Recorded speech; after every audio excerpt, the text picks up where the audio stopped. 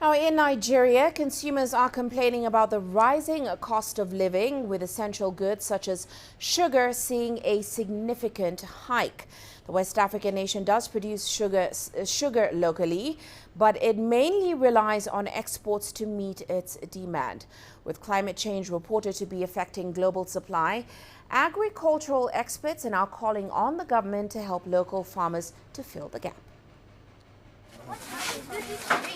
Ismail Hassan sells granulated sugar at this market in Nigeria's capital, Abuja. He says the price has gone up in the last few weeks and his customers are complaining. We used to purchase a bag of sugar for 45,000 to 47,000 naira, but now it's priced at over 60,000 naira.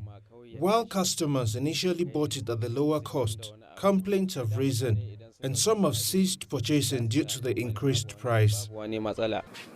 The price of sugar has been on the rise in recent months, reaching an 11-year high last year. According to Nigeria's Sugar Development Council, despite the government's efforts to increase local production of sugar, the country has relied majorly on importation in the last 3 decades. And if prices continue to rise, retailers like this may not be able to afford it for much longer.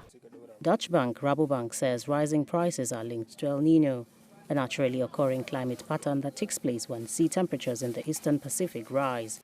This tends to make conditions in major sugar exporting countries such as Thailand and India drier than normal. Last year, India banned mills from exporting sugar, halting shipments for the first time in 7 years as a lack of rain cut cane yields. It has affected agricultural production because it has changed the patterns of rainfall.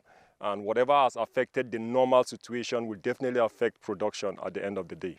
Experts say the government needs to subsidize sugar imports in the short term while exploring climate-friendly systems of agriculture. I feel that the government should come in and see a way of how they could bring in incentives. And for the fact that we are importing a lot of sugar, as it stands, they could actually help us in the forex and give importers a little relief in terms of forex, give them foreign exchange for a lower price, just to see how they could cushion the effect.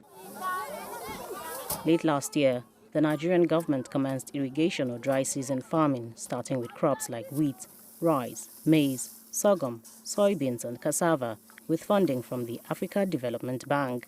The move is expected to cover other crops like sugarcane and reach 250,000 farmers by 2024. It has also unified the exchange rate between the naira and the US dollar needed to import goods and close the gap in the official and black market rates. But for now, consumers and traders like Ismail will have to endure the rising cost of sugar, affecting business and livelihoods. Ajek Mangut, CGTN, Abuja.